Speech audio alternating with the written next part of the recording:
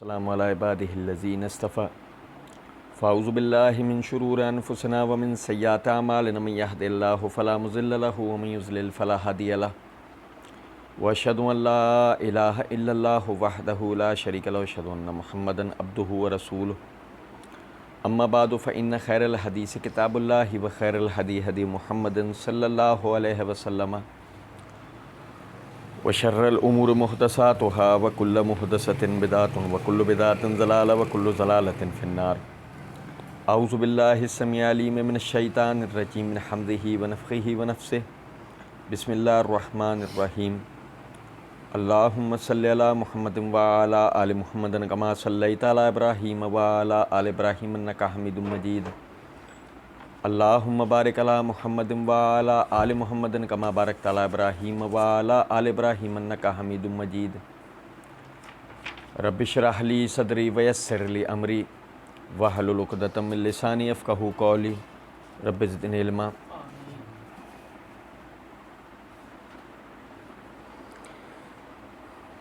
اللہ تعالیٰ کے فضل و کرم سے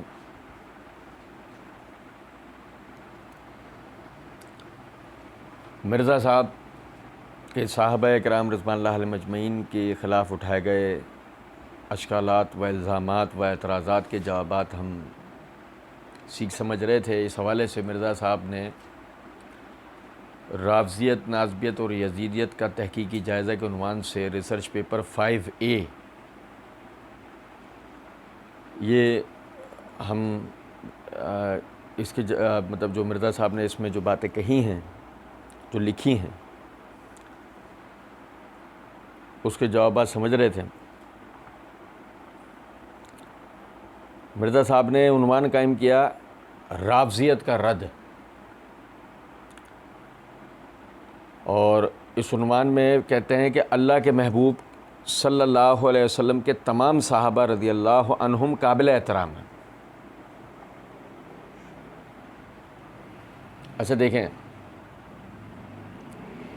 مرزا صاحب نے اوپر ابتدا کے اندر پوسٹر کے شروع میں یہ رافضیت کی یہاں پہ تعریف لکھی ہوئی ہے، اور پھر یہ وہ عنوان ہے جسے ہم پڑھ رہے ہیں۔ اچھا، رافضیت کی جو تعریف ہے کہ صحابہ اکرام کا بغض اور ان کی گستاخیاں کرنا، یہ مرزا صاحب نے یہ رافضیت کی تعریف بتایا۔ ہم نے تو اس کی حقیقت پچھلی اس کے سٹارٹ کے جو درس تھا اس کے اندر ہم نے آپ بھائیوں کے سامنے رکھی تھی بات۔ تو رافضیت کا رد، اللہ کے محبوب صلی اللہ علیہ وسلم کے تمام صحابہ قابل احترام ہیں۔ اچھا دیکھیں، میں آپ کو بتاؤں، مرزا صاحب اور ان کے مقلدین کی ایک منافقت کو، ایک تقیہ بازی کو آپ سمجھیں۔ ایک طرف وہ کہتے ہیں تمام صحابی کسی بھی صحابی کا نام رضی اللہ تعالی عنہ، اور دوسری طرف وہ ان کو ظالم، فاسق، لالچی، حاسد، اس قسم کی دینی، معاشرتی و سیاسی خرابیوں کا شکار بتاتے ہیں۔ اب مرزا صاحب اور ان کے مقلدین سے آج سے نہیں، ہم شروع سے ایک سوال کرتے ہیں کہ اس تقیہ کی چادر کو اتاریں اور یہ بتائیں، اللہ لالچیوں سے، حاسدوں سے، غاصبوں سے، ظالموں سے اللہ راضی ہوتا ہے؟ نعوذ باللہ نہیں۔ تو یا تو آپ ان حضرات کو یہ نعوذ باللہ جو الزامات آپ ان پہ لگاتے ہیں، یا تو آپ یہ تسلیم کریں، اور یا پھر آپ انہیں رضی اللہ تعالی عنہ کہہ کر ان الزامات سے انہیں بری مانیں۔ ہم آپ پر کوئی زبردستی نہیں کرتے۔ اگر آپ کے نزدیک یہ الزامات ثابت شدہ ہیں تو پھر آپ رضی اللہ تعالیٰ عنہ کہہ کر منافقت مت کیا کریں، یہ بات سمجھے گا۔ اب وہ کہتے ہیں کہ اللہ کے محبوب صلی اللہ علیہ وسلم کے تمام صحابہ رضی اللہ عنہم قابل احترام ہیں۔ اب یہاں ایک نقطہ سمجھیں، یہ میرے ہاتھ میں مصباح اللغات ہے، اس کا صفحہ نمبر 149 کے اوپر وہ الحرم، یہ احترام کا جو لفظ ہے نا، یہ جس لفظ سے نکلا ہے اسے سمجھیں۔ الحرم، ہر وہ چیز جس کی حفاظت کی جائے اور جس کی طرف سے مدافعت کی جائے۔ حرم کس چیز کو کہا جاتا ہے؟ الف لام داخل کر کے الحرم کس چیز کو کہا جاتا ہے؟ کہ جس کی حفاظت کی جائے، ٹھیک ہے؟ مثال کے طور پہ حرم الشیء ایک چیز ہے، اس کی حفاظت کی جائے گی، ٹھیک ہے؟ اور کہتے ہیں یا جس کی طرف سے مدافعت کی جائے، جیسے کہ حرمت رسول، کیا مطلب ہے؟ کہ نبی صلی اللہ علیہ وسلم پر نعوذ باللہ جو آپ کی ہجو ہو، جو آپ پر الزامات لگیں، امت کی یہ ذمہ داری ہے کہ امت اس کی صحیح، آپ صلی اللہ علیہ وسلم کی نمائندگی کرتے ہوئے اس کی صحیح عکاسی کرے، اس جھوٹ کا پردہ فاش کرے، ان الزامات کو آپ سے دور کرے۔ اگر نبی صلی اللہ علیہ وسلم کے سارے صحابہ قابل احترام ہیں تو کہنے والا یہ کہہ رہا ہے کہ جی ان کی حرمتوں کی حفاظت کی جائے گی، ان کی طرف سے دفاع کیا جائے گا۔ سمجھے ہیں بات کو یا نہیں؟ اور اگر کوئی یہ کہہ دے، کوئی ان پہ الزامات لگائے اور پھر کہ وہ قابل احترام ہے، تو یہ آپ ان کا احترام کر رہے ہیں؟ آپ تو احترام کی ضد کر رہے ہیں۔ احترام تو ان کا دفاع کرنا ہے، نہ کہ ان پہ الزام لگانا، نہ کہ ان پہ اعتراضات کرنا۔ یہاں تک بات سمجھے یا نہیں؟ دیکھیں اللہ کی قدرت، اللہ رب العزت نے، ہم تو کہتے ہی ہے کہ یہ پمفلٹ مرزا صاحب نے نہیں لکھا، لیکن اگر بالفرض لکھا ہو تو اللہ رب العزت نے مرزا صاحب کے قلم سے صحابہ کرام رضوان اللہ علیہم اجمعین کے دفاع کا دروازہ کھلوایا ہے، نہ کہ ان پہ الزامات کا۔ بات سمجھے یا نہیں؟ اچھا جی، اب یہ تو ہم نے سمجھا احترام کے معنی۔ اب ایک طرف جہاں مرزا صاحب نے یہ عنوان قائم کیا، وہیں دوسری طرف مرزا صاحب کا مکروہ چہرہ بھی ذرا ملاحظہ کیجئے۔ مرزا صاحب صحابہ کرام رضوان اللہ علیہم اجمعین کے لیے عمومی طور پر جو بات کرتے ہیں، عمومی بات سنیے گا۔ مسئلہ 157 پارٹ 2 کے اندر ایک جگہ کہتے ہیں صحابہ کی 3 کیٹیگریز بتائی گئی ہیں، ایک جو شروع میں ایمان لے آئے، دوسرے پکے منافق، تیسرے ملے جلے اعمال کرنے والے، اور مزید کچھ جملوں کے بعد لکھتے ہیں کہ ملے جلے اعمال کا مطلب اچھے برے اعمال۔ یہ تو مرزا صاحب نے ایک ہی ویڈیو میں عمومی صحابہ کے لیے اپنا طرز فکر بتایا ہے۔ دوسری طرف مرزا صاحب یہی مسئلہ 157 پارٹ 2 کے اندر کہتے ہیں ایک جگہ، اگر حضرت معاویہ رضی اللہ تعالیٰ عنہ کی غلطیوں کو ہم غلطیاں نہیں کہیں گے تو ہم حق اور باطل، غلط اور صحیح کے معیار کو خطرے میں ڈال دیں گے۔ یہ ہے مرزا صاحب کے نزدیک صحابہ کا قابل احترام ہونا، کہ مرزا صاحب کہہ رہے ہیں معاویہ رضی اللہ تعالیٰ عنہ کی غلطیاں بتانا، ایک تو وہ تو ہم کہتے ہی ہیں نا کہ ان غلطیوں کو کوئی ماں کا لال صحیح سند سے ثابت تو کرے، لیکن چلیں ایک طرف یہ کہنا ہے کہ صحابہ قابل احترام ہے اور دوسری طرف ان کی غلطیاں نہیں بتائیں گے تو ہم حق اور صحیح کے معیار کو خطرے میں ڈال دیں گے۔ اور پھر مرزا صاحب مسئلہ نمبر 157 پارٹ 2 میں دوسرے مقام پہ کہتے ہیں قتل عمار کے بعد یہ بات ڈیفائن ہو چکی ہے کہ معاویہ کی غلطی اجتہادی نہیں ہے بلکہ یہ ہٹ دھرمی پہ مبنی غلطی ہے۔ یعنی مرزا صاحب ایک صحابی رسول کی طرف غلط بات پر ہٹ دھرمی اختیار کرنے کا الزام دے رہے ہیں، اور کہتے ہیں کیونکہ اگر اجتہادی تھی تو اس وقت تک تھی کہ اس بیچارے کو پتہ نہیں چلا جب اس کو قتل عمار کے بعد کہ باغی جماعت قتل کرے گی، ان کو بھی حدیث پتہ، عمر بن عاص بھی سنا رہے ہیں، اب تو توبہ کر لیتے نا کہ میری جماعت باغی ہے۔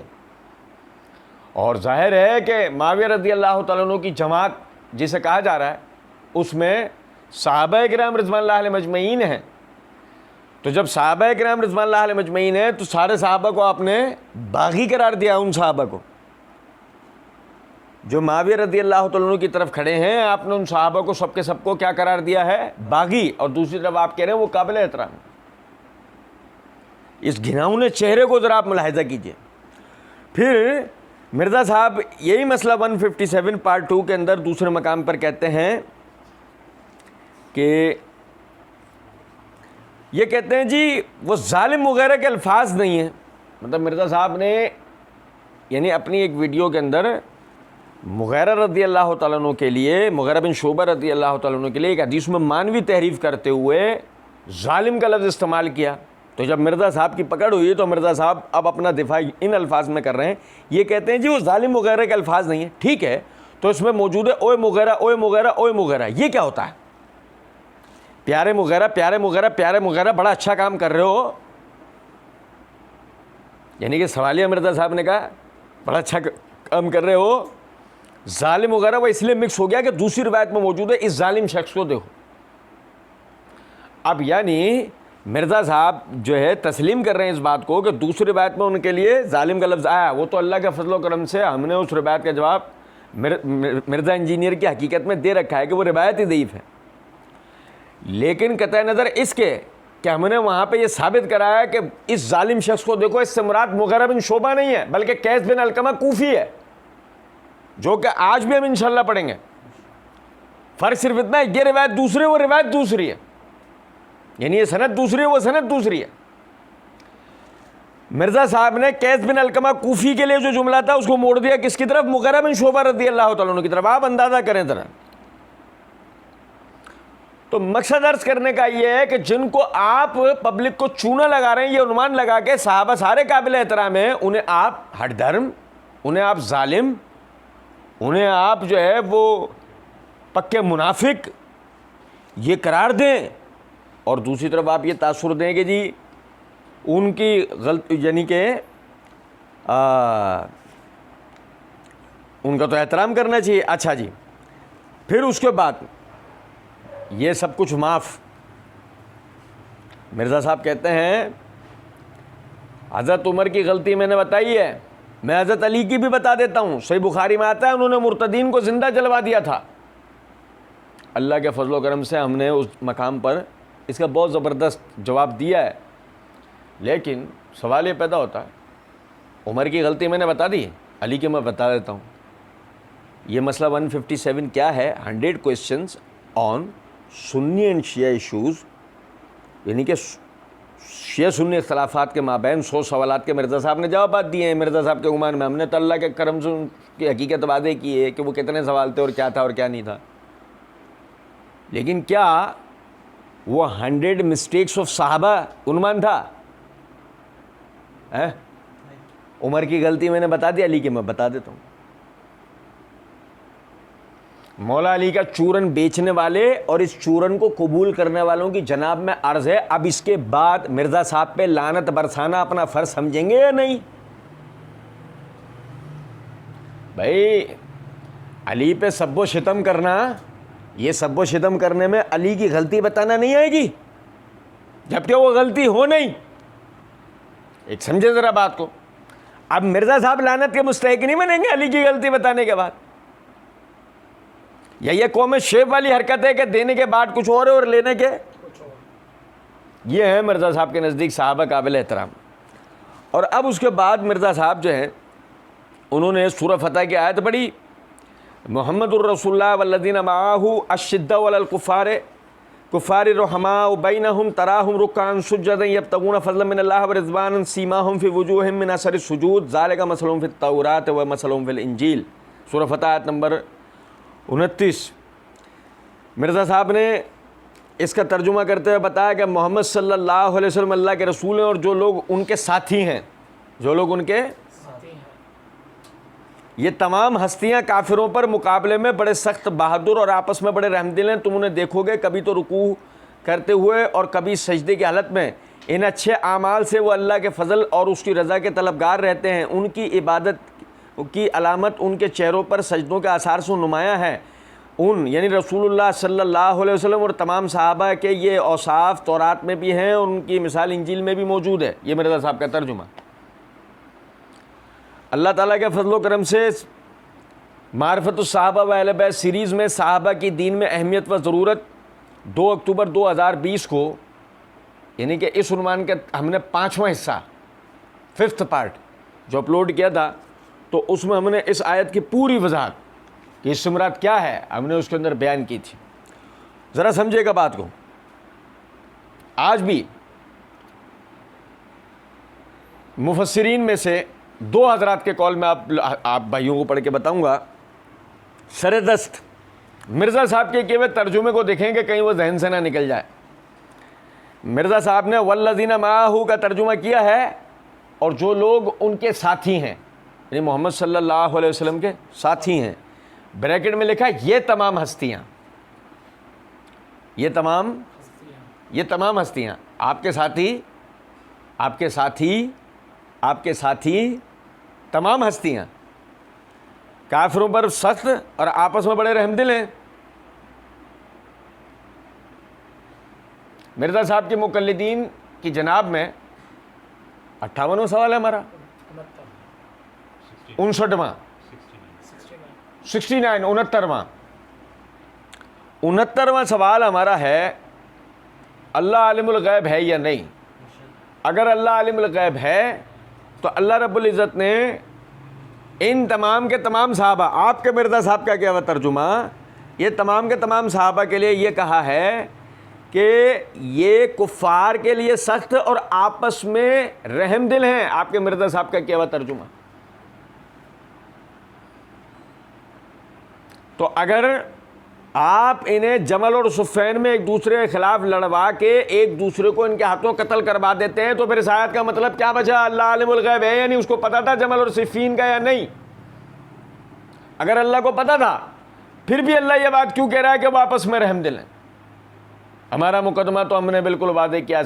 معرفت الصحابہ واہل بیت سیریز میں صحابہ کے باہمی اختلافات کی حقیقت کے عنوان سے ہم نے دلائل کے ساتھ یہ بات ثابت کی ہے کہ جمل اور صفین کے اندر جو حضرات یعنی کہ اس پروپیگنڈے کا شکار ہو کے اس سازش کے شکار ہو کر شہید ہوئے صحابہ کرام رضوان اللہ علیہ مجمعین میں سے 20 صحابہ بھی شہید نہیں دکھائے جا سکتے ایک دوسرے کے ہاتھوں. 20 صحابہ یہ بھی جان بوجھ کے میں ایک مبالغہ آمیز ہنسا دے رہا ہوں 20 کا جان بوجھ کے کہ کوئی جان لگائے محنت کرے تو زیادہ میں زیادہ 20 بھی ہمیں دکھا سکتا نہیں. تو سمجھیں ذرا بات کو. اللہ عالم الغیب نے جو ان کی اپنے علم سے جان کے جو ان کے لیے بات کہی کہ یہ آپس میں رحم دل ہیں. اب آپ ہم سے نہیں پوچھیں کہ پھر آپ بتا دو جمل اور صفین. نہیں, ہم سے نہیں پوچھیں. ہزاروں دفعہ بتا چکے ہیں, آئندہ بھی بتائیں گے, لیکن آپ ہمیں بتائیں.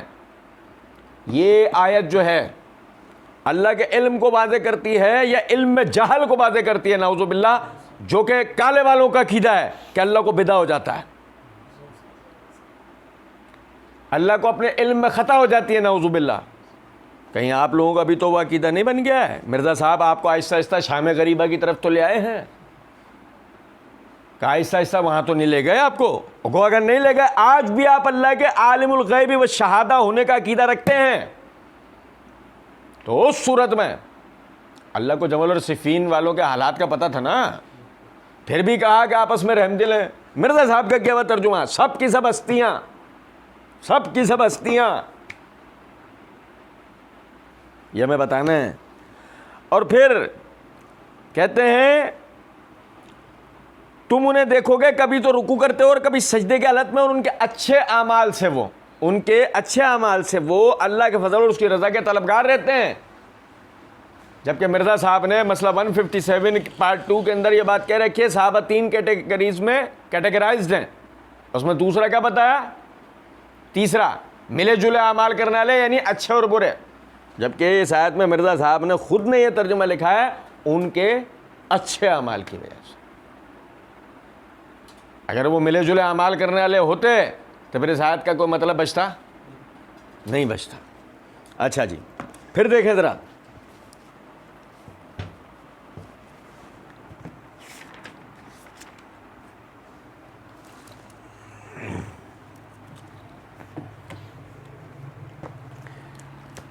یہ میرے ہاتھ میں تفسیر قرطبی ہے, اس کی جلد نمبر 8 کا صفحہ نمبر 690 ہے. اسی آیت کی تفسیر کرتے ہوئے امام قرطبی رحمۃ اللہ علیہ کہتے ہیں صحابہ سب کے سب عادل ہیں. صحابہ سب کے سب بھائی توجہ سنیے گا. اللہ تعالیٰ کے ولیوں میں سے, اللہ تعالیٰ کے اولیاء میں سے اور اللہ تعالیٰ کے چنے ہوئے لوگوں میں سے، اللہ کے اصفیاء میں سے ہیں۔ انبیاء کرام و رسول کے بعد بہترین مخلوق میں سے ہیں۔ انبیاء اور رسول کے بعد اللہ کی مخلوقات میں سب سے بہترین صحابہ کرام۔ یہ اہل سنت کا مذہب ہے، یہ اہل سنت کا مذہب و منہج ہے۔ اس امت کے ائمہ کی جماعت کا بھی یہی نقطہ نظر ہے، اس امت کے ائمہ کی جماعت کا بھی یہی نقطہ نظر ہے۔ ایک چھوٹے سے گروہ کی رائے یہ ہے، ایک چھوٹے سے گروہ کی رائے یہ ہے جس کی کوئی حیثیت نہیں، جس گروہ کی کوئی حیثیت نہیں، جس گروہ کی کوئی حیثیت نہیں، جس گروہ کی کوئی حیثیت نہیں، کہ صحابہ کے حال دوسروں کے حالوں کی طرح ہے، اس وجہ سے ان کی عدالت کے بارے میں بحث ضروری ہے۔ او بھائی میرے پیارے، او بھائی میرے پیارے، صحابہ کی عدالت کے بارے میں بحث ضروری ہے۔ معاویہ کے اعمال کی بحث ہوگی، مغیرہ کے اعمال کی بحث ہوگی، عمرو بن عاص کے اعمال کی بحث ہوگی، عثمان کے اعمال کی بحث ہوگی۔ او بھائی سمجھو نہیں سمجھے؟ عائشہ اور حفصہ کے اعمال کی بحث ہوگی، عبداللہ بن زبیر کے اعمال کی بحث ہوگی، عمار بن یاسر کے اعمال کی بحث ہوگی۔ او بھائی نہیں سمجھے؟ اور کر بھی رہے ہیں۔ اس جماعت کی کوئی حیثیت نہیں ہے۔ سنو ذرا بات، وہ کہتے ہیں کہ اس وجہ سے ان کی عدالت کے بارے میں بحث ضروری ہے۔ ان میں سے کچھ ایسے ہیں جو ان کے احوال کے درمیان بدعت امر کے حوالے سے فرق کرتے ہوئے کہا کہ پہلے وہ عادل تھے، پھر ان کے حال بدل گئے، ان میں جنگیں اور خون خراب ہوا، اس لیے بحث ضروری ہے۔ بھائی آپ دیکھو نا، مرزا صاحب کے مقلدین نہیں کہہ نہیں، آپ دیکھو نا سب کے سب عادل ہیں، تو پھر یہ جمل اور صفین یہ کیا ہے؟ سمجھے ہیں بات کو ہے نہیں؟ وہ کہتے ہیں ان کا یہ قول مردود ہے کیونکہ صحابہ کرام میں سے بہترین اور جلیل القدر ہستیاں جیسے کہ سیدنا علی بن ابی طالب رضی اللہ تعالیٰ عنہ، طلحہ، زبیر رضی اللہ تعالیٰ عنہما، جو ان ہستیوں میں سے ہیں جن کی اللہ تعالیٰ نے تعریف کی، ان کا تذکرہ کیا، اللہ تعالیٰ ان سے راضی ہوا، وہ اللہ سے راضی ہوئے، اس ارشاد کے ساتھ ان کے ساتھ جنت کا وعدہ کیا گیا، مغفرتم و اجرا عظیما، خصوصاً وہ حضرات عشرہ مبشرہ جن کے جنت کی بشارت رسول اللہ صلی اللہ علیہ وسلم نے دی، وہ سردار ہیں، جبکہ ان کے بارے میں کثیر آزمائشیں اور امتحانات آتے رہے ہیں۔ یہ سب کچھ نبی اکرم صلی اللہ علیہ وسلم کے بعد ہوا، جس کی خبر نبی صلی اللہ علیہ وسلم انہیں پہلے ہی دے گئے تھے۔ ایسے امور ان کے مرتبے اور فضیلت کو ساکت کرنے والے نہیں ہیں۔ جمل اور صفین جیسے امور ان کی مرتبہ اور فضیلت کو ساکت کرنے والے نہیں ہیں، کیونکہ یہ امور اجتہاد پر مبنی ہیں۔ ہر مجتہد اجر کا مستحق ہوتا ہے، نہ کہ خطا کا۔ ہر مجتہد اجر کا مستحق ہوتا ہے۔ اور سنو ذرا بات کو، پھر یہ حافظ ابن کثیر رحمۃ اللہ علیہ تفسیر کے اندر جلد نمبر 5 کے صفحہ نمبر 142 پہ سورہ فتح میں اسی آیت کی تفسیر کرتے ہوئے فرماتے ہیں کہ اللہ رب العزت فرماتا ہے کہ ان کی مثال انجیل میں کھیتی کے معنی بیان کی گئی ہے، جو اپنا سبزہ نکالتی ہے، پھر اسے مضبوط اور طاقتور کر دیتی ہے، پھر وہ موٹا ہو جاتا ہے، ترقی پاتا ہے اور اپنے بال پر سیدھا کھڑا ہو جاتا ہے۔ اب کھیتی والے کی خوشی کا کیا پوچھنا ہے؟ اسی طرح اصحاب رسول صلی اللہ علیہ وسلم ہیں کہ انہوں نے آپ صلی اللہ علیہ وسلم کی تائید و نصرت کی، پس وہ آپ کے ساتھ وہی تعلق رکھتے ہیں جو پٹھے اور سبزے کو کھیتی سے تھا۔ کھیتی پھلتی پھولتی ہے، اپنے پھل سے خوش ہوتی ہے۔ نبی صلی اللہ علیہ وسلم نے ترقی کی، وہ اپنے صحابہ سے خوش ہوئے، وہ اپنے صحابہ سے، ورنہ اس آیت کا کوئی مطلب، اگر آپ کے صحابہ اس لائق نہیں بنے تھے تو پھر اس آیت کا کوئی مطلب بچتا نہیں ہے۔ اچھا فرمایا کہ امام مالک رحمۃ اللہ علیہ نے اس آیت سے رافضیوں کے کفر پہ استدلال کیا ہے، کیونکہ وہ صحابہ سے چڑھتے ہیں اور ان سے بغض رکھنے والا کافر ہے۔ علماء کی ایک جماعت بھی اس مسئلے میں امام صاحب کے ساتھ ہے۔ صحابہ کرام کے فضائل میں اور ان کی لغزشوں سے چشم پوشی کرنے میں بہت سی احادیث آئی ہیں۔ خود اللہ تعالیٰ نے ان کی تعریفیں بیان کی اور ان سے اپنی رضامندی کا اظہار کیا ہے۔ کیا ان کی بزرگی میں یہ کافی نہیں؟ کیا ان کی بزرگی میں یہ کافی نہیں؟ پھر اللہ رب العزت نے فرمایا کہ ان ایمان والوں اور نیک اعمال کرنے والوں سے اللہ تعالیٰ کا وعدہ ہے کہ ان کے گناہوں کو معاف اور ان کو بڑے اجر اور رزق کریم جیسے ثواب اور ان کے لیے جنت کے بدلے ثابت ہوں گے۔ یاد رہے کہ منہم میں جو من ہے وہ یہاں بیان جنس کے لیے ہے، وہ یہاں بیان یعنی کہ کل صحابہ مراد ہیں، کل صحابہ، من ہم میں من سے مراد وہ اس میں جنس ہے، یعنی جس کی طرف اشارہ ہے وہ کل کے کل مراد ہیں، وہ کل کے کل مراد ہیں۔ اللہ تعالیٰ کا یہ سچا اور اٹل وعدہ ہے جو نہ بدلے نہ اس کے خلاف ہو، ان کے قدم با قدم چلنے والے، ان کی روش پر کاربند ہونے والوں سے بھی اللہ تعالیٰ کا یہ وعدہ ثابت ہے۔ سمجھے ہیں بات کو یا نہیں؟ لیکن فضیلت اور سبقت اور کمال اور بزرگی جو انہیں ہے امت میں سے کسی کو بھی نہیں مل سکتی۔ اللہ ان سے خوش، یہ اللہ تعالیٰ سے راضی، وہ جنتی ہو چکے اور انہوں نے اپنے بدلے پا لیے۔ صحیح مسلم میں نبی صلی اللہ علیہ وسلم کی حدیث ہے، آپ نے فرمایا میرے صحابہ کو برا نہ کہو، ان کی بے ادبی اور گستاخی نہ کرو، اللہ کی قسم جس کے ہاتھ میں میری جان ہے کہ اگر تم میں سے کوئی احد پہاڑ کے برابر سونا خرچ کرے تو ان کے 3 پاؤ اناج بلکہ 1.5 پاؤ اناج کے اجر کو بھی نہیں پا سکتا۔ یہ اس آیت کی تفسیر ہے۔ مثلاً میرا بتانا مقصود کیا ہے، واقعی صحابہ سارے قابل احترام ہیں اور واقعی آیت اس کی دلیل ہے، مگر مرزا صاحب مسئلہ یہ ہے یہ آیت پڑھنے کے بعد بھی آپ کے اندر کی منافقت نکلتی، آپ کے اندر کی منافقت نہیں جاتی، وہ ویسے کہ ویسے باقی رہتی ہے۔ اور بدقسمتی سے مرزا صاحب کے اندھے بہرے لنگڑے لولے مقلدین میں بھی اب وہ منافقت آہستہ آہستہ اندر راسخ ہوتی جا رہی ہے۔ ایک طرف انہیں رضی اللہ تعالیٰ عنہ کہنا اور دوسری طرف ان کو اسی طریقے سے ان کی اغلاط، ان کے بارے میں اس طرح کے نعوذ باللہ الزامات لگانا۔ اب دیکھیں، سنیے ذرا بات، مرزا صاحب نے کتنی عیاری اور مکاری کے ساتھ اب عنوان قائم کیا، ترجمہ صحیح حدیث۔ اب پھر اس کے تحت حدیث لے کے آئے ہیں کہ سیدنا ابو سعید خدری رضی اللہ تعالیٰ عنہ کا بیان ہے کہ سیدنا خالد بن ولید نے سیدنا عبد الرحمن بن عوف رضی اللہ تعالیٰ عنہ کو جھگڑے کے دوران گالی دے دی، جھگڑے کے دوران گالی دے دی، تو رسول اللہ صلی اللہ علیہ وسلم نے سیدنا خالد رضی اللہ تعالیٰ عنہ سے فرمایا تم میرے صحابہ کو برا مت کہو، اگر اب تم، یعنی کہ بریکٹ میں مرزا صاحب نے بریکٹ میں لکھا ہے بعد میں اسلام لانے والوں میں سے کوئی شخص احد پہاڑ کے برابر سونا خرچ کر ڈالے تو بھی وہ ان، بریکٹ میں لکھا پہلے مسلمانوں میں سے کسی ایک کے مد تقریباً 600 گرام، یہ بریکٹ میں لکھا مرزا صاحب نے، خرچ کرنے کو نہیں پہنچ سکتا ہے، نہیں اس کے آدھے کو۔ حوالہ دیا صحیح بخاری حدیث نمبر 3673، صحیح مسلم حدیث نمبر 6488۔ اللہ تعالیٰ کے فضل و کرم سے 7 ستمبر 2021 کو اس عنوان سے ہم نے ایک کلپ اپلوڈ کیا کہ میرے صحابہ کو گالی نہ دو، سو مراد کیا خالد بن ولید ہیں، اس میں ہم نے اس کی پوری وضاحت دی تھی۔ لیکن آج بھی چند ایک چیز آپ بھائیوں کے سامنے رکھوں گا، دیکھیں ذرا بات۔ مرزا صاحب نے حدیث کے ترجمے میں لکھا فسبہ خالد، سبہ خالد کے معنی مرزا صاحب نے لکھے ہیں کہ خالد بن ولید رضی اللہ تعالیٰ عنہ نے عبد الرحمن بن عوف کو جھگڑے کے دوران گالی دے دی۔ سنیں ذرا بات، صحیح بخاری کے اندر حدیث ہے، کتاب العلم کے اندر نبی صلی اللہ علیہ وسلم نے فرمایا منافق کی 4 علامتیں، اور ان میں سے ایک علامت کیا بتائی کہ وہ جھگڑے میں گالی گلوچ پہ اتر آتا ہے، وہ جھگڑے میں گالی گلوچ پہ اتر آتا ہے۔ مرزا صاحب انتہائی عیاری سے خالد بن ولید رضی اللہ تعالیٰ عنہ کو کیا بنا رہے ہیں؟ کچھ بات آ رہی ہے سمجھ میں یا نہیں؟ آپ اندازہ کریں اس آدمی یہ کتنا یعنی خبیث آدمی ہے۔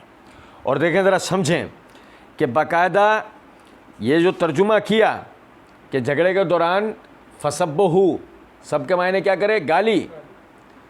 سمجھے گا ذرا بات کو،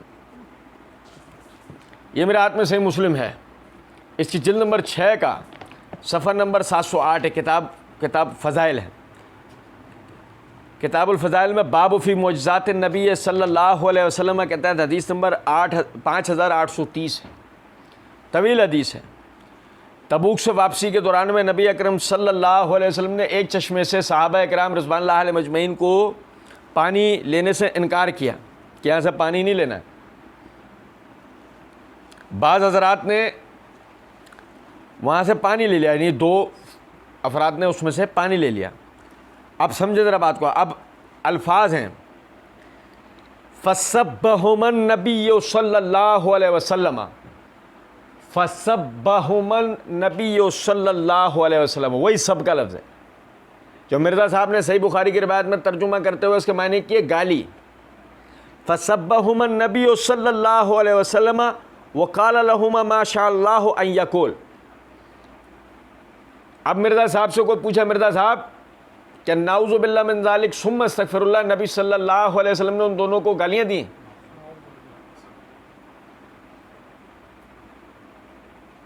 نہیں. کیا مطلب؟ اس حوالے سے پوری ویڈیو ہماری اپلوڈڈ ہے. سب کے معنی تنقید کرنا ہوتا, سب کے معنی برا بھلا کہنا ہوتا, سب کے معنی گالیاں دینا نہیں ہوتا, سب کے معنی تنقید کرنا ہوتا, برا بھلا کہنا ہوتا, گالیاں دینا نہیں ہوتا. ورنہ فَسَبَّهُمَ النَّبِيُّ صلی اللہ علیہ وسلم کا معنی آپ کیا کریں گے؟ نعوذ باللہ من ذالک. سنیں ذرا بات. عائشہ صدیقہ رضی اللہ تعالیٰ عنہ فرماتی ہیں نبی اکرم صلی اللہ علیہ وسلم فحش گو نہ تھے, گالیاں دینے والے نعوذ باللہ نہیں تھے. اچھا پھر ذرا دیکھیے گا,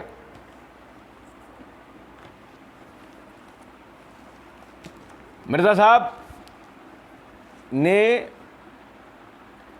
ویسے مرزا صاحب مسند احمد کے حوالے دے رہے ہوتے ہیں نا, ویسے مرزا صاحب خود کو محقق بن کے دکھا رہے ہوتے ہیں نا, ویسے مرزا صاحب احادیث کے طرق پہ نظر رکھنے والا خود کو ثابت کر رہے ہوتے ہیں. اور دیکھیں کتنی آسان بات تھی کہ خالد رضی اللہ تعالیٰ عنہ کا راوی نے جو کہا فَسَبُّهُ خالد, خالد نے اس پہ سب کیا, وہ سب یعنی جو تنقید کی, وہ تنقید کیا تھی, وہ تنقید کیا تھی؟ یہ میرے ہاتھ میں مسند احمد ہے, اس کی جلد نمبر 5 کا صفحہ نمبر 814 حدیث نمبر 13848. انس بن مالک رضی اللہ تعالیٰ عنہ فرماتے ہیں قال کان بین خالد بن ولید و بین عبد الرحمن بن عوف کلام. یہ خالد بن ولید اور عبد الرحمن بن عوف کے درمیان کچھ تلخ کلامی ہو گئی.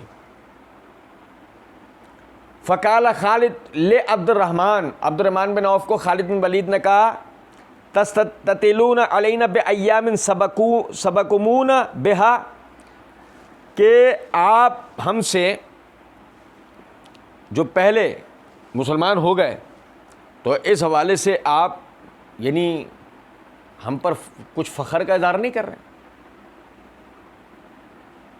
بھائی سمجھے, جملہ سن لو, فَسَبُّهُ خالد, جس کو راوی نے مختصر بیان کیا ہے, فَسَبُّهُ خالد, وہ تنقید کیا تھی, وہ پورا جملہ یہ تھا تستطیلون علینا بایام سبقتمون بہا. آپ اس معاملے میں بڑا غرہ اختیار کرتے ہیں جو آپ ہم سے پہلے مسلمان ہو گئے, یہ تھی وہ تنقید. مجھے بتائیے مرزا صاحب کی مادری زبان میں یہ گالی کہلاتی ہے کیا؟ تو مرزا صاحب نے ترجمہ کیوں کیا سوائے اس کے کہ کسی طریقے سے اللہ کے نبی صلی اللہ علیہ وسلم کے صحابی کو بد زبان, بد اخلاق اور نعوذ باللہ گالیاں دے کر گالیاں دینے والا منافق ثابت کریں. اس کے علاوہ اور کوئی بات ہو سکتی ہے؟ یا پھر مرزا صاحب ہمیں کسی کا ترجمہ اٹھا کے دکھا دیں, یا مرزا صاحب کے حواری یہ تو اس نے بھی تو ترجمہ گالی کیا ہوا ہے, تو ہم کہیں گے اندھوں, بہروں, لنگڑوں, لولوں, کیوں تحقیق نہیں کرتے ہو, کیوں تقلید کرتے ہو, کیوں مکھی پہ مکھی مارتے ہو, کیوں نہیں پڑھ لیتے ہو, کیوں نہیں سیکھ لیتے ہو, اور کو پڑھ نہیں سکتے ہو, سیکھ نہیں سکتے ہو, تو اندھوں, بہروں, لنگڑوں, لولوں علماء سے کیوں نہیں رجوع کر لیتے ہو؟ دیکھ تو لو اپنی تقلید کا نتیجہ کہ سیدھی سیدھی بات تھی, تمہاری ایک اندھے پن کی وجہ سے ایک صحابی رسول پر اتنا بڑا الزام آ گیا. تمہارا وہ بابا جس کو تم نے اپنا بابا بنا رکھا ہے, وہ اگر جانتا تھا سب کے معنی, اور ابھی آپ حیران رہ جائیں گے ہم آپ کو کیا دکھانے والے ہیں, اگر وہ جانتا تھا سب کے معنی تو تمہارے اس بابا نے تمہیں دھوکہ دیا اور جان بوجھ کر خالد بن ولید رضی اللہ تعالیٰ عنہ پہ الزام لگایا گالیاں دینے کا, گو اگر تمہارا بابا جانتا نہیں تھا تو تمہارا بابا اندھا تھا اور اس کی تقلید میں تم اندھے بنے. اور اس سے بڑھ کر بابا پرستی کیا ہوگی؟ بابے تے کوئی شے ہی نہیں ہے، لیکن وہی بابے آخرکار دیکھ لو، بابے تو کوئی شے نہیں ہے کہہ کر تم نے وہ جو بابا بنایا، نتیجہ کیا نکلا؟ آج تم کوئی شے نہیں رہے، تمہاری کوئی حیثیت نہیں رہی امام قرطبی رحمۃ اللہ علیہ کے مطابق. اور اب آپ کو حیران کر دوں، مدعی لاکھ پر بھاری ہے گواہی تیری. جملہ تو میری زبان پہ کچھ اور آ رہا تھا، لیکن تیری. میرے بھائیوں ذرا دیکھیں، غور کیجئے گا.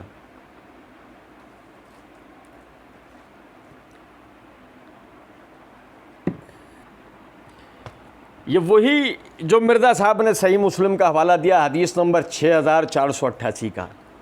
بھائی جان وہ دیکھو پھینکی گئی تھی رسیاں، دکھا رہے تھے ہمیں اس سے وہ سانپ. ذرا دیکھو میں آپ کو بتاؤں، وہی صحیح مسلم جو حدیث نمبر 6488 کا مرزا صاحب نے حوالہ دیا تھا. ذرا دیکھیے گا، غور کیجیے گا.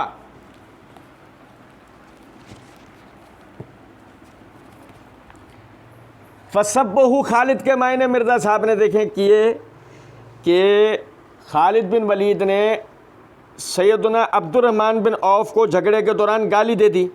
فَسَبَّهُ خالد، اس کے معنی مرزا صاحب نے کیے کہ خالد نے گالی دے دی. اب لیکن لا تسبوا احدن، اب جو نبی صلی اللہ علیہ وسلم کہہ رہے ہیں، دیکھیں وہی فسبہ خالد وہی سب کا لفظ تھا، اور لا تسبوا احدن، اب جو نبی صلی اللہ علیہ وسلم نے جب یہی لفظ کہا لا تسبوا احدن، تو اب ذرا دیکھیے گا، مرزا صاحب نے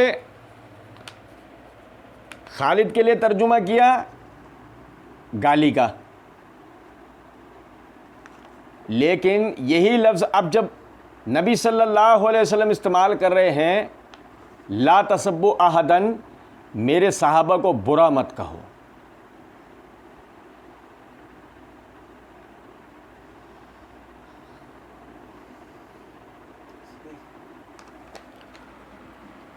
اب سوال یہ پیدا ہوتا ہے، مرزا صاحب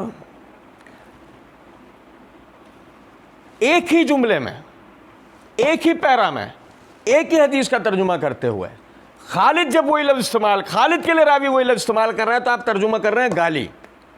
نبی صلی اللہ علیہ وسلم کے لیے جب راوی وہ لفظ استعمال کر رہا ہے تو آپ ترجمہ کر رہے ہیں لا تسبوا لاصحابی، لا تسبوا اصحابی، میرے صحابہ کو برا مت کہو.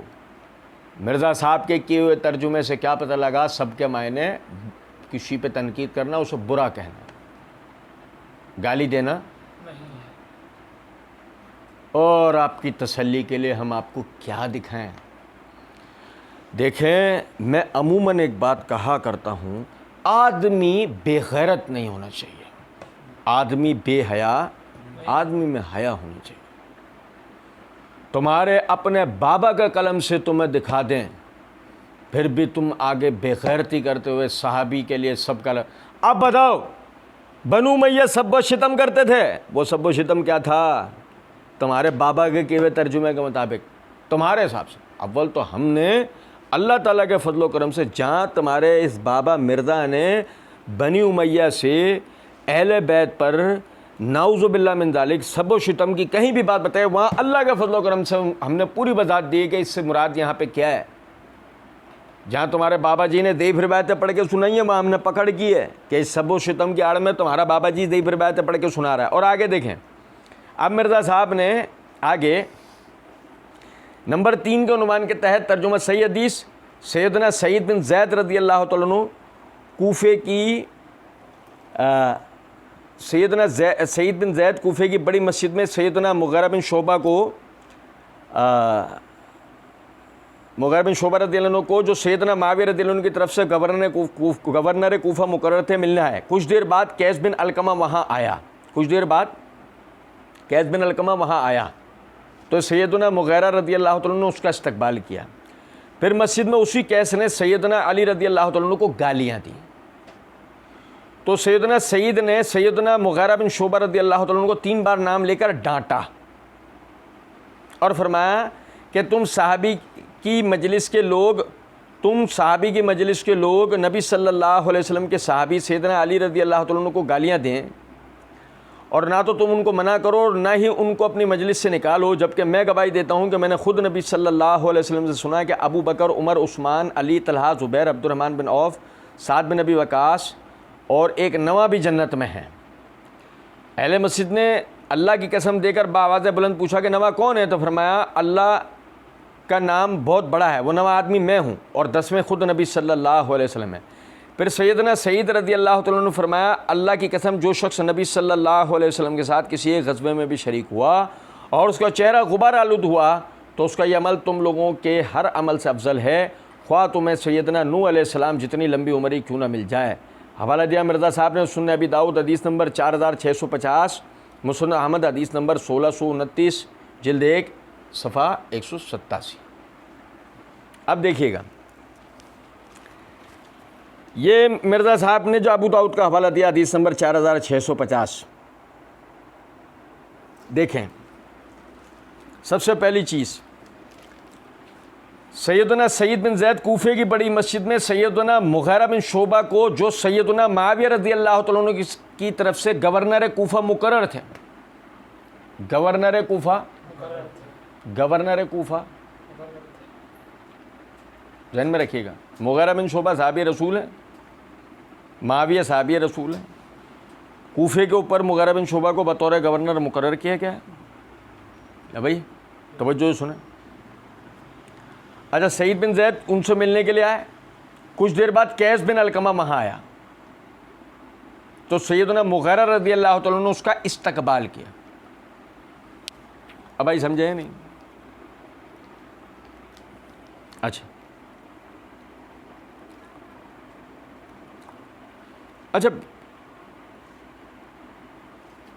یہاں پہ یہ ذرا عربی میں ایک لفظ ہے، اس کو ذرا سمجھے گا. فجاء رجل من اہل الکوفہ،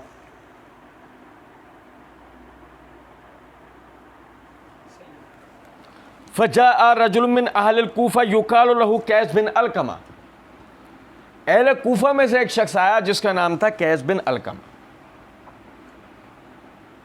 نہیں سمجھے بات؟ اچھا مرزا صاحب نے ترجمے کے اندر یہ نہیں لکھا اہل کوفہ میں سے ایک شخص آیا جس کا نام تھا قیس بن علقمہ. یہ پورا اتنا حصہ مرزا صاحب کیوں پی گئے؟ اس کی ایک وجہ ہے. اگر مرزا صاحب یہ لکھ دیتے تو تاثر پتہ ہے کیا جاتا؟ سب و شتم کی ابتدا بنو امیہ یا اہل شام کی طرف سے نہیں ہوئی ہے، اہل کوفہ کی طرف سے ہوئی ہے. سب و شتم کی ابتدا بنو امیہ یا اہل شام کی طرف سے نہیں ہوئی ہے. کہاں سے ہوئی ہے؟ کوفے کی طرف سے.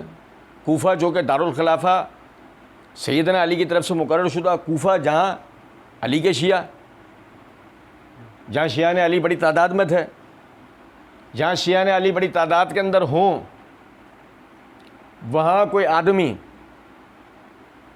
علی بن ابی طالب رضی اللہ تعالیٰ عنہ کو گالیاں دے سکتا ہے؟ لیکن اگر کیونکہ ترجمہ مرزا صاحب کا کیا ہوا، گالیاں ترجمہ کیا ہوا کس کا؟ مرزا صاحب کا. وہ تو بھی ہم بات کریں گے. اہل کوفہ کا ایک شخص آتا ہے قیس بن علقمہ. اہل کوفہ جو کہ شیعہ علی کا گڑھ ہے بقول مرزا صاحب کے، وہاں سے آتا ہے. وہ علی رضی اللہ عنہ پہ سب و شتم کرتا ہے. اتنی جرأت اسے کیسے ہو جاتی ہے؟ یہ اسی صورت میں ممکن ہے جب شیعہ علی کا وتیرہ کیا ہو، شیعہ اہل کوفہ کا وتیرہ کیا ہو کہ وہ علی پر سب و شتم کرتے ہوں، ورنہ جرأت نہیں ہو سکتی تھی اس کی. مرزا صاحب کا کیا ہوا ترجمہ؟ گالیاں. ہو سکتی تھی اس کی جرأت؟ نہیں. چلیں, اسی لیے مرزا صاحب جان بوجھ کے رجل من اہل الکوفہ پی گئے کہ کہیں اہل شام پر سے الزام بنو امیہ سے ہٹ کے اہل کوفہ پہ شیعہ نے علی پہ نہ لگ جائے, میرے آبا و اجداد پہ الزام نہ آ جائے. پھر دیکھیں لفظ کیا ہے کہ فسبا, پس اس نے علی پہ سب کیا. اور ابھی ہم نے پڑھا سب کے معنی کیا ہوتے ہیں؟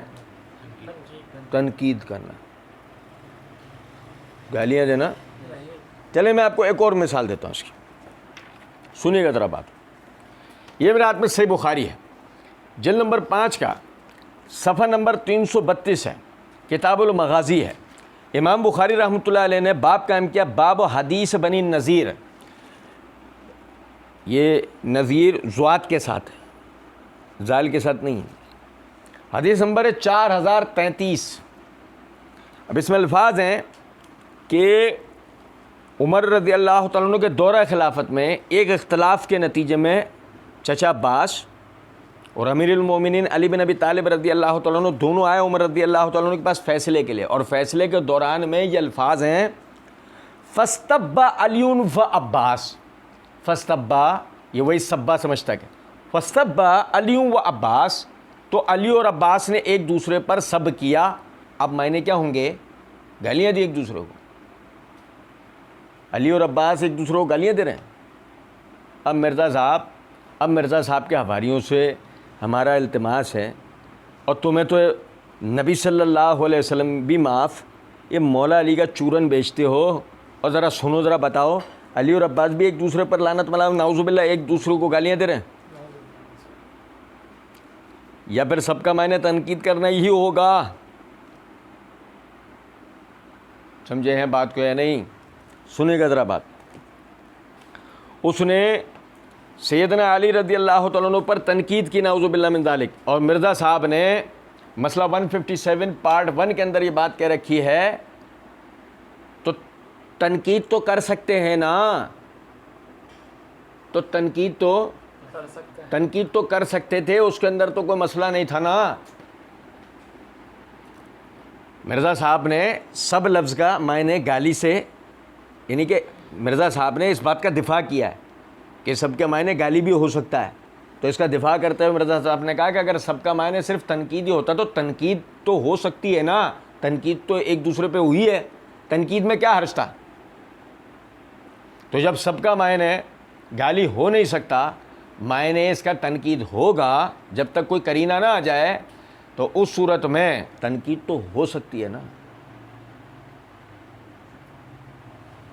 اور ذرا سمجھیں, مرزا صاحب کے ہی زبان میں اگر بات کی جائے, مرزا صاحب کی زبان میں مرزا صاحب کہتے ہیں کہ ظاہر ہے جواب علمی دلائل پر علم کے میدان میں جذبات کی کوئی حیثیت نہیں ہوتی ہے, پھر نشتر ہاتھ میں ہوتا ہے. پھر سرجن کا کام تو یہ ہے کہ چاہے کوئی شیخ الحدیث لیٹا ہوا ہے, چاہے کوئی ڈاکٹر لیٹا ہوا, وہ چیرا لگائے گا, اس کو یہ نہیں کہہ سکتے یار چیرا کیوں لگاتا ہے, شیخ الحدیث نو اپینڈکس کرنا سی چیرا لگانا پڑا ہے. تو چاہے کوئی بھی بڑے سے بڑے کوئی بزرگ ہستی ہے, جہاں پہ علمی دلائل ہے وہاں ہم کہیں گے ان سے وہ غلطی ہوئی, اس غلطی کے اوپر ان کی علمی گرفت کی جا سکتی ہے. تو مرزا جی اگر آپ گرفت کر سکتے ہیں علمی, تو دوسروں کو بھی تنقید کا حق دیں. تو جب آپ نے سمجھے ذرا بات کو, جس طرح آپ نے مغیرہ بن شعبہ پہ تنقید کی, جس طرح آپ نے معاویہ پہ تنقید کی, جس طرح آپ نے عمر بن عاص پہ تنقید کی, اسی طرح اس نے قیس بن علقمہ نے آ کر سیدنا علی پر تنقید کی. وہ الگ بات ہے, وہ ہمارے سامنے بیٹھا ہوتا, تنقید کرتا, وہ تنقید لائق جواب ہوتی, ہم سے جواب دیتے. اور آج بھی ہم کہتے ہیں مرزا جی کہیں کہتے ہیں نا یہ ناسبی, تو ہم کہتے ہیں مرزا جی ناسبی نکالو تو صحیح نا کوئی پاکستان میں, اور چلو ہمارے ساتھ, گو اس کے ایک اعتراض کا جواب نہ دے دیں تو جو چور کال وہ ہمارا. اور سنیں ذرا بات کو, مرزا صاحب کا کیا وہ ترجمہ ذرا غور کیجیے گا. مرزا صاحب کہتے ہیں کہ اس نے قیس نے سیدنا علی کو گالیاں دی نعوذ باللہ. یہ ہم نے سمجھا کہ اس نے گالیاں معنی نہیں ہوتے نعوذ باللہ. تو سیدنا مغیرہ کو 3 بار نام لے کر ڈانٹا اور فرمایا کہ تم صحابی کی مجلس کے لوگ نبی صلی اللہ علیہ وسلم کے صحابی سیدنا علی کو گالیاں دیں. سنو ذرا بات. اب یہ یہاں پہ الفاظ ہیں کہ ڈانٹا. میں الفاظ پڑھ کے بتاؤں. فقال سعید من یسب ھذا الرجل قال یسب علیا، کہ یہ شخص کس کو برا بھلا کہہ رہا ہے؟ تو مغیرہ بن شعبہ نے کہا یہ علی رضی اللہ عنہ کو کہہ رہا ہے. قال الا ارى اصحاب رسول اللہ صلی اللہ علیہ وسلم یسبون عندک ثم لا تنکر ولا تغیر. آپ کے سامنے نبی صلی اللہ علیہ وسلم کے صحابہ کو برا بھلا کہا جا رہا ہے اور آپ اس کو روک نہیں رہے اور آپ اس پہ بگڑ نہیں رہے.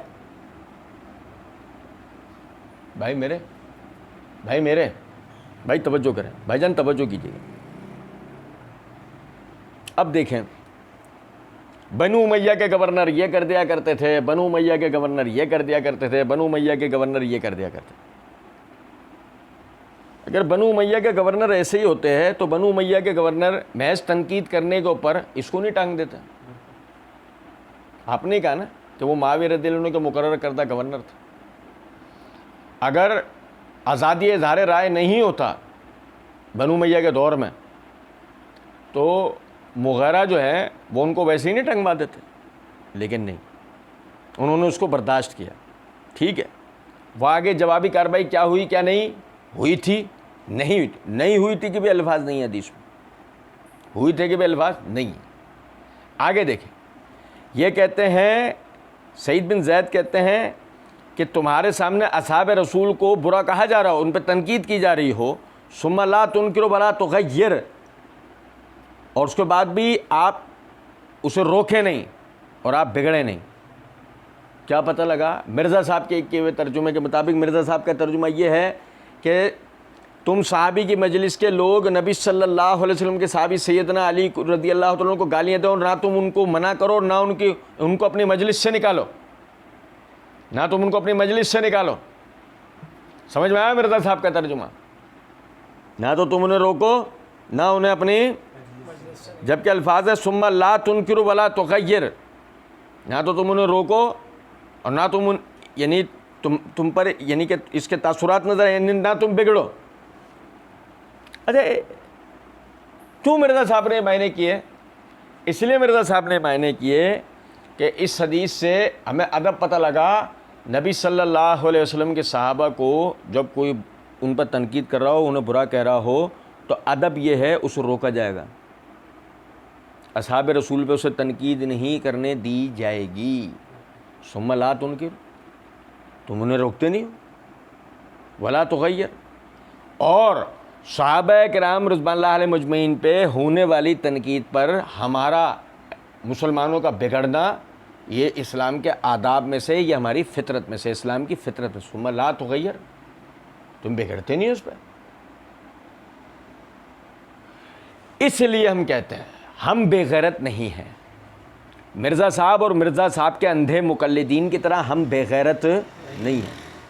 ہمارے سامنے جب اصحاب رسول کو برا بھلا کہا جا رہا ہوتا ہے تو ہم بگڑتے ہیں اور ہم جواب دیتے ہیں. ہم بگڑتے ہیں اور ہم جواب دیتے ہیں. سمجھے ذرا بات کو. وہ کہتے ہیں کہ جی 3 دفعہ نام لے کر ڈانٹا. ابو داؤد کی روایت میں یہ الفاظ نہیں ہے، مسند احمد کی روایت میں یہ الفاظ ہیں، مگر ڈانٹا کا لفظ کہیں بھی نہیں ہے. مرزا صاحب نے حدیث میں گھسڑا ہے. ڈانٹا کا لفظ مرزا صاحب نے حدیث میں گھسڑا ہے. مرزا صاحب کے حواریوں، مرزا صاحب کے سہولت کاروں کو یہ ہمارا چیلنج ہے، ڈانٹا کا لفظ حدیث میں نکال کے دکھائیں. اور وہی بات کہ نہیں جی مفہوم تو یہ بنتا ہے نا. بے شرمو، تم مفہوم حدیث بتانے کے لیے بیٹھے تھے یا الفاظ حدیث؟ کیونکہ تمہارے بابا جی نے تو یہ بات کہہ رکھی ہے. تمہارا بابا جی مسئلہ نمبر 157 پارٹ 1 کے اندر ایک جگہ پر کہتا ہے کہ ان کو کہیں ہم نے یہ حدیثیں لکھ دی ہیں، ہمارا کام تو یہی تھا جو شیخ زبیر نے بھی آپ کو نقوی صاحب کہا تھا کہ علی کا کام تھا کہ حدیثیں لکھ دی ہیں. میں نے فہم تو لکھا ہی نہیں ہے اس کے اوپر، میں نے فہم تو لکھا ہی نہیں ہے، الفاظ حدیث لکھے ہیں. تو الفاظ حدیث میں کہیں ڈانٹا کا لفظ تھا؟ نہیں تھا نا. تو یہ گھسڑا گیا نا اس کے اندر. یہ فہم نہیں تھا، بلکہ ہم اسے کہیں گے یہ مانوی تحریف تھی. اور سمجھیں پھر اس کے بعد وہ کہتے ہیں مرزا صاحب کے الفاظ کہ پھر سیدنا سعید رضی اللہ تعالیٰ عنہ نے فرمایا اللہ کی قسم جو شخص نبی صلی اللہ علیہ وسلم کے ساتھ کسی ایک غزوے میں بھی شریک ہوا اور اس کا چہرہ غبار آلود ہوا تو اس کا یہ عمل تم لوگوں کے ہر عمل سے افضل ہے، خواہ تمہیں سیدنا نوح علیہ السلام جتنی لمبی عمر ہی کیوں نہ مل جائے۔ میرے بھائی، مرزا صاحب کے کیے ہوئے ترجمے سے پتہ لگا نبی صلی اللہ، یعنی کہ حدیث کے اندر یہ بتایا گیا نبی صلی اللہ علیہ وسلم کے ساتھ جو کسی ایک غزوے میں بھی شریک ہوا ہو، ہم اس کی برابری کتنے بھی اعمال کر لیں نہیں کر سکتے، چاہے نوح علیہ السلام والی عمر لے آئیں 950 سال جو قرآن نے بتائی۔ مثال دوں، ابو سفیان رضی اللہ تعالیٰ عنہ، معاویہ رضی اللہ تعالیٰ عنہ نبی صلی اللہ علیہ وسلم کے ساتھ غزوہ حنین کے اندر تھے، اور ابو سفیان تو ان لوگوں میں سے تھے کہ جب دفاعی پوزیشن لینے کے لیے سب حضرات پیچھے ہٹ گئے تھے تو جن لوگوں نے کفار سے نبی صلی اللہ علیہ وسلم کے دفاع میں جو لڑ رہے تھے ان میں سے ایک ابو سفیان بھی تھے۔ مرزا صاحب کے کیے ہوئے ترجمے کے مطابق مرزا صاحب اور ان کے حواریوں کی جناب میں عرض ہے کہ جو نبی صلی اللہ علیہ وسلم کے ساتھ ایک غزوے میں بھی شریک ہو کے اپنے چہرے کو غبار آلود کر لے، ہم سب کتنے بھی اعمال کر لیں، نوح علیہ السلام کی عمر جتنی عمر لیں ان کی برابری کبھی کر سکتے نہیں۔ اور پھر اس کے بعد مرزا صاحب کہتے ہیں نمبر 4 کا عنوان ڈال کے ترجمہ صحیح حدیث کہ سیدنا محمد بن حنفیہ رحمۃ اللہ علیہ بیان کرتے ہیں کہ میں نے اپنے والد امیر المومنین سیدنا علی رضی اللہ تعالیٰ عنہ سے سوال کیا، اس امت میں رسول اللہ صلی اللہ علیہ وسلم کے بعد کون شخص لوگوں میں سب سے افضل ہے؟ مرزا صاحب نے سیدنا محمد بن حنفیہ رحمۃ اللہ علیہ بیان کرتے ہیں کہ میں نے اپنے والد بریکٹ کے اندر لکھا ہے امیر المومنین سیدنا علی بریکٹ میں۔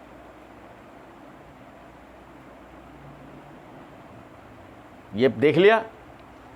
اب اس کے بعد آگے دیکھیں کہ اس امت میں رسول اللہ صلی اللہ علیہ وسلم کے بعد کون شخص لوگوں میں سب سے افضل ہے، تو انہوں نے فرمایا سیدنا ابو بکر۔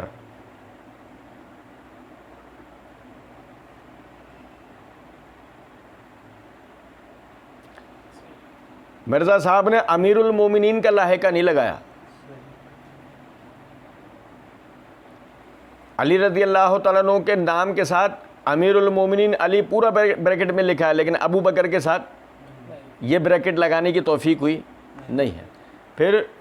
پھر میں نے پوچھا ان کے بعد کون، فرمایا سیدنا عمر رضی اللہ تعالیٰ عنہ۔ عمر کے ساتھ امیر المومنین لگانے کی توفیق نہیں ہوئی۔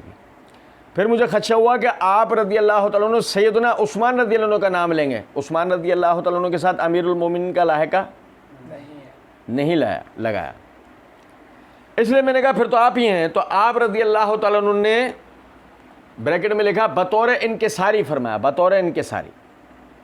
اب بات یہی ہے، بات تو خیر یہی ہے، بطور انکساری بات تو بالکل یہی ہے کہ میں تو عام مسلمانوں میں سے ایک آدمی ہوں۔ جب بریکٹ وہ لگ سکتا ہے اور بریکٹ یہ لگ سکتا ہے تو وہ 3 بریکٹ لگانے میں موت آ رہی تھی کیا؟ امیر المومنین ابو بکر، امیر المومنین عمر، امیر المومنین عثمان، لیکن خب سے باطن ہے کہیں تو نکلے گا، یہ ناممکن ہے کہ رافضیت دلوں میں چھپی ہوئی باہر نکل کے نہ آئے، رافضیت آخرکار نکل کے باہر آتی ہے۔ وہاں صورتحال یہ ہے کہ امیر المومنین صرف ایک کو ہی کہا جاتا ہے، تو یہی وجہ ہے امیر المومنین کا لاحقہ یہاں بھی انتہائی چالاکی کے ساتھ صرف ایک علی بن ابی طالب رضی اللہ تعالیٰ عنہ کے لیے استعمال ہوا ہے۔ بقیہ آئندہ انشاءاللہ پڑھیں گے۔ وما علینا الا البلاغ۔